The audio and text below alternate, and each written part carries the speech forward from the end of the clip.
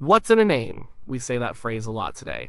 It comes from an old play. It means a name might not matter much. But back in the Middle Ages, people probably would have disagreed. A name was not just a label for them. It was something important. It carried weight. Think about it. The medieval world was very different from ours. It was a world full of meaning. People saw signs everywhere. They saw God's hand in everything. Magic and everyday life often mixed in strange ways. The line between what was real and what was spiritual was blurry. So, when someone got a name, it was a big deal. It was a serious act. They believed names could do things. They could connect you to people, they could connect you to heaven.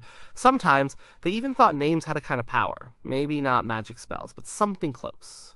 Your name said who you were. It said where you came from. It said what you might become. It tied you into the fabric of the world. And this idea wasn't just for fancy folk. It was for everyone. From the king to the farmer, names held meaning. They were not just sounds. They were part of a person's very being. They were a part of the world's order. We might think of names as just tags, like a file on a computer. But for medieval people, it was more like a key that could open doors. Or maybe a map that showed where you fit in. They didn't always write down why they believed this. It was just understood. It was part of how the world worked, like the sun rising. Or the seasons changing. Names had a place, they had a purpose, and that purpose often felt powerful. So when we ask if medieval people believed in the power of names, the answer is complex. It's not a simple yes or no. It depends on what power means. Was it magic? Sometimes. Was it social influence? Definitely. Was it spiritual protection? Absolutely. It was all these things. And more. They lived in a world where words had force, and a name was the most important word of all for a person, or for a place, or for a spirit. They treated names with respect, often with a bit of awe, sometimes with fear. A name could shape your life, it could tell your story, it could even seal your fate. People chose names carefully. They said names with intention. They believed names mattered a great deal. It was a deeply held belief, one that touched every part of their lives. We will look at how this belief showed up in their religion, in their society, and even in their folk tales. The naming of a child was a serious event. It was not just a casual choice, it was a decision full of hope and meaning. Parents thought about who they wanted their child to be. They thought about who they wanted their child to be like, and they picked a name to help make that happen. Imagine a world without many books, without television or radio. Stories were told out loud. Names in those stories were important. They carried the story, they were remembered. A hero's name was a strong name. A villain's name was a dark name. And it wasn't just for people. Places had names, rivers had names, mountains had names. Each name told a story about that place. It often described something about it, or it linked it to a person or an event. These names weren't just labels either. They were part of the place's identity. They gave it character. So, this belief in the power of names ran deep.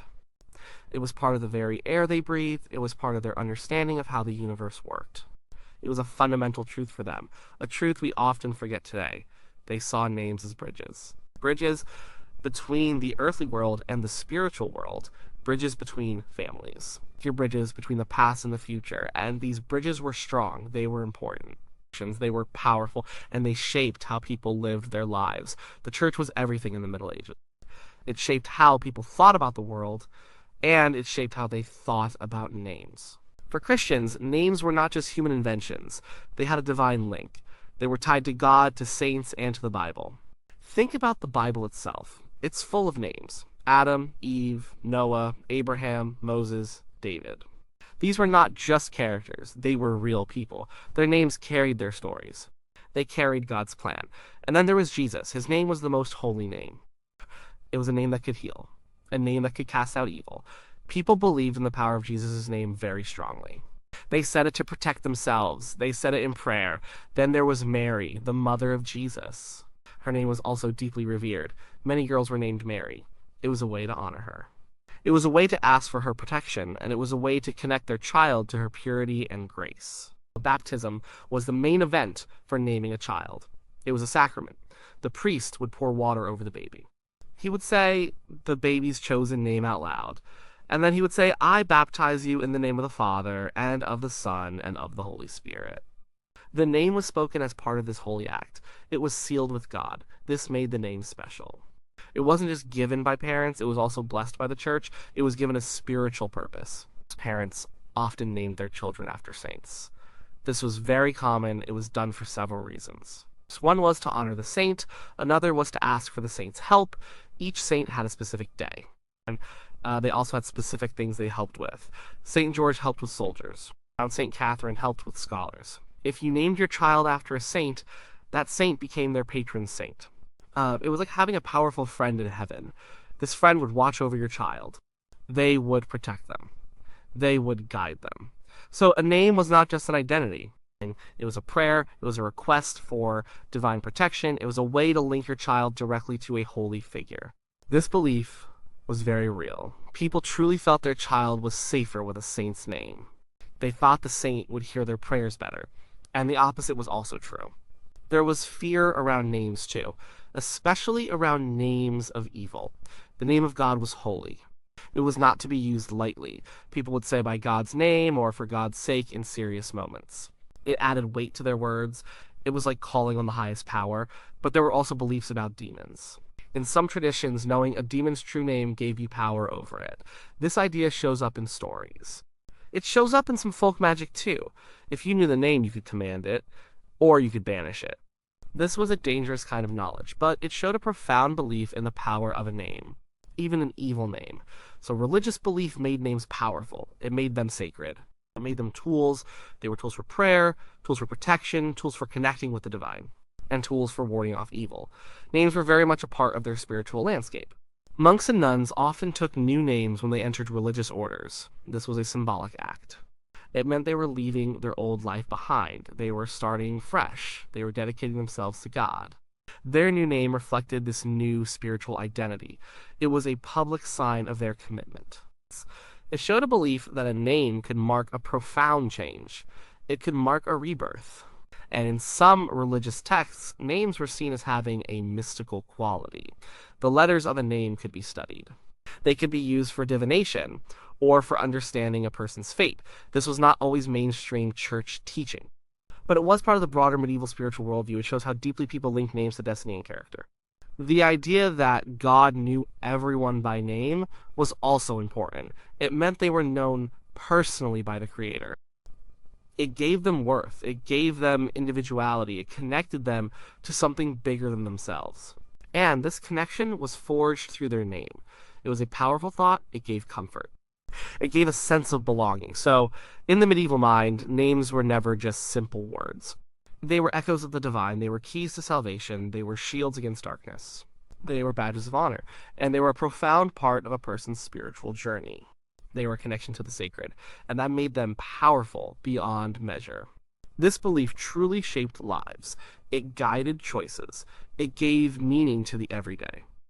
Names were not just spiritual. They were also very social. They helped people understand their place in the world. They showed who you were connected to. They showed where you came from. And sometimes they even showed what you did for a living. Let's talk about family names first. We call them surnames today. These didn't always exist in the early Middle Ages.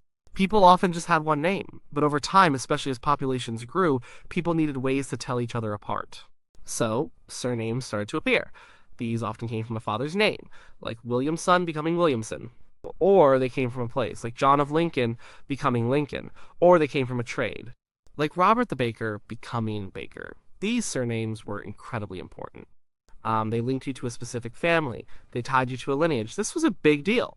Your family name told people your history. It told them your social standing.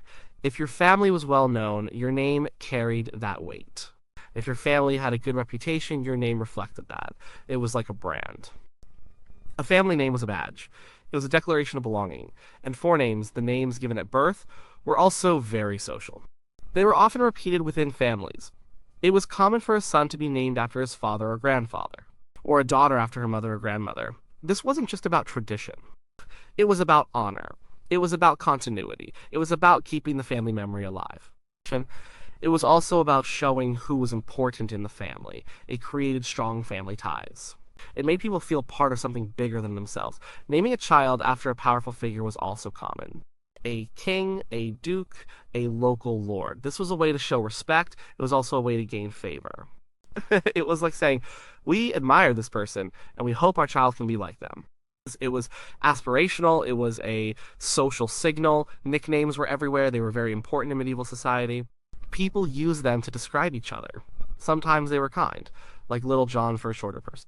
Sometimes they were not so kind, like Crooked Nose. But nicknames were powerful because they showed how people saw you.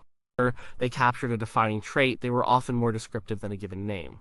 They stuck, and they could shape a person's reputation. A good nickname could be endearing. A bad one could be a burden. Changing names wasn't as common as today, but it did happen. If someone entered a monastery or nunnery, they often took a new name.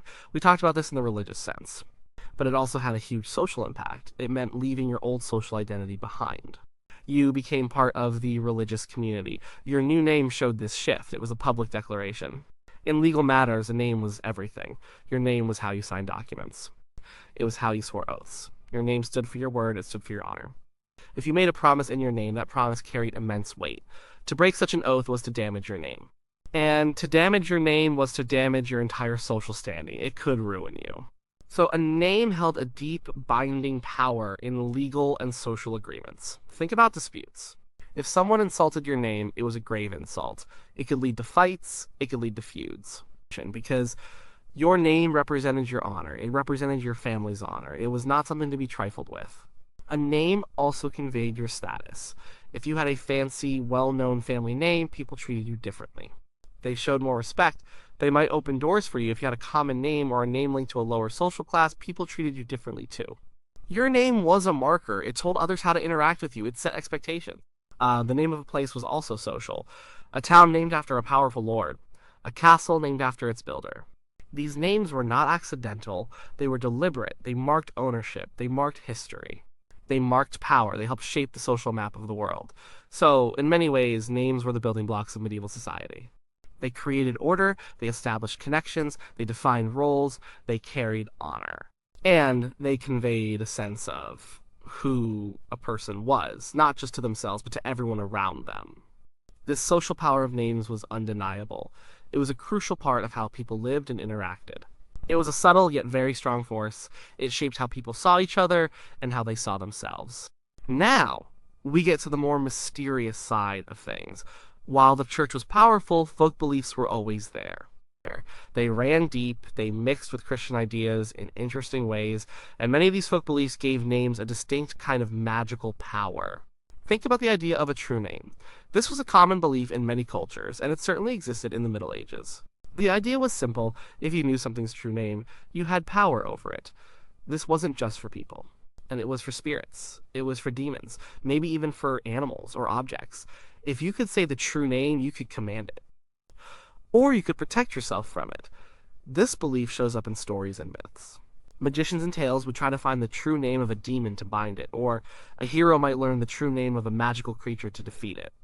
This wasn't mainstream theology. The church often condemned such practices as witchcraft. But these ideas lived on. They were part of the common understanding of how a hidden world worked. It meant names had a secret, potent force. Charms and incantations often involved names. People would say specific names to bring about certain effects. They might invoke the names of saints, but sometimes also the names of spirits or even ancient gods. They believed these names were not just words, they were keys. Keys that could unlock hidden forces. They could bring good luck, they could heal sickness, or they could ward off evil. Amulets and talismans were popular. These were small objects worn for protection or luck. They were often inscribed with symbols, but sometimes they were inscribed with names. Names of God, names of saints, or even specific mystical-sounding names that were believed to hold power. People thought wearing these names could keep them safe, or bring them good fortune. It was like carrying a little piece of that name's power with you. There was also a fear that someone could use your name against you. If an enemy knew your name, they could use it in a curse. They could speak ill of it. They could use it in a spell to cause you harm. This fear made people protective of their names, especially their full given names. It was a vulnerability. A known name could be a target. This shows a very direct belief in a name's power, a power that could be used for ill. Some people believed in connections between names and the stars. This ties into astrology, which was a big deal in the Middle Ages. While often seen as a science, it also had mystical elements. Some astrologers might try to link the letters in a person's name to their birth chart. Or they might see how a name sounds connected to certain planets. This was about understanding fate. It was about seeing hidden patterns. It was another way names were thought to hold clues about a person's destiny. And numerology was also around. This was the idea that numbers had special meanings, and that letters could be turned into numbers. So a name could be broken down into numbers. And these numbers could reveal things about a person's character or about their future. Again, this was not approved by the mainstream church, but it was part of the magical thinking that existed in some circles. It showed a belief that a name wasn't just a sound, it was a code that held deep secrets. Even how a name was said mattered. Whispering a name, shouting it, saying it backward. These actions could be part of a magical ritual. The way the name was spoken could change its power. It could change its effect. This shows a very active belief in the physical act of naming. And then there were naming rituals for things other than people. Ships might be named for good luck. Swords might be given names to imbue them with strength. Magical objects and stories always had names. These names made them special. They gave them their unique properties. It was another sign that names were seen as active forces, not just passive labels. So while often hidden from official view, the belief in the magical power of names was real. It touched people's lives through charms, through fears, and through stories. It was a testament to a world where words themselves were thought to carry a tangible force. Names were seen as direct links to the unseen world. They were tools for protection. They were tools for harm, tools for understanding the universe's secrets. This was a profound and often unsettling belief. But it was a part of the medieval mindset, and it shows how deeply people believed names held true power. So, did medieval people believe in the power of names? After looking at it, the answer is a clear yes. But it's not a simple yes. The power of names was many things. It wasn't just one kind of power. It was woven into every part of their lives. It was spiritual, it was social, it was personal, and sometimes it was even seen as magical. They lived in a world where meaning was everywhere. Every stone, every tree, every event held a message, and names were no different. A name was never just a word. It was a connection, it was a link, it was an identity. It was a legacy. Religiously, names were anchors. They tied people to God, to saints, to the great story of Christianity. A baptized name was blessed. It offered protection. It was a prayer made real. Naming a child after a saint was an act of faith. It was a plea for guidance from heaven, and the names of God and holy figures held immense sacred power. They could be invoked for good, or they could be feared if used wrongly. Socially, names were the fabric of their communities. Surnames tied families together. They showed who you belonged to. They carried the reputation of your kin. Given names honored ancestors. They kept traditions alive. They showed aspiration. Nicknames, for better or worse, defined how people saw you. They shaped your standing. And in legal documents, your name was your bond. It was your honor. It was what made your word trustworthy. To lose your good name was to lose almost everything. Personally, names were deeply tied to identity. They were who you were. They were what made you unique. But they also connected you to something much larger. To your family, to your faith, to your community. They gave you a place. They gave you a role. They were a badge you carried through life. And in the shadows, folk beliefs gave names a magical dimension. The idea of a true name held real weight. It was believed to offer control. Charms and amulets were etched with names seeking mystical effects. The fear of an enemy using your name for a curse was real. It showed a deep-seated belief in a name's ability to influence events or to cause harm. These were beliefs that existed alongside and sometimes intertwined with mainstream religion. So medieval people certainly saw names as more than just labels. They were active forces. They were pregnant with meaning. They were not something to be treated lightly. They were spoken with intent, chosen with care, and revered with a profound respect. A name was a tie to the past, connecting you to your ancestors. It was a marker in the present, defining your place in society, and it was a hope for the future, a spiritual appeal for protection and a shaping of destiny. In a world where words held immense power, a name was the ultimate word about a person or a thing. It was a condensed form of identity, history, and destiny. It was a source of comfort, a source of pride, a source of fear, and a source of strength. This understanding of names deeply shaped their culture. It influenced how they lived, how they prayed, how they interacted, and how they understood the very nature of existence. It was a cornerstone belief, a belief that made the medieval world a place where a name truly mattered. A great deal.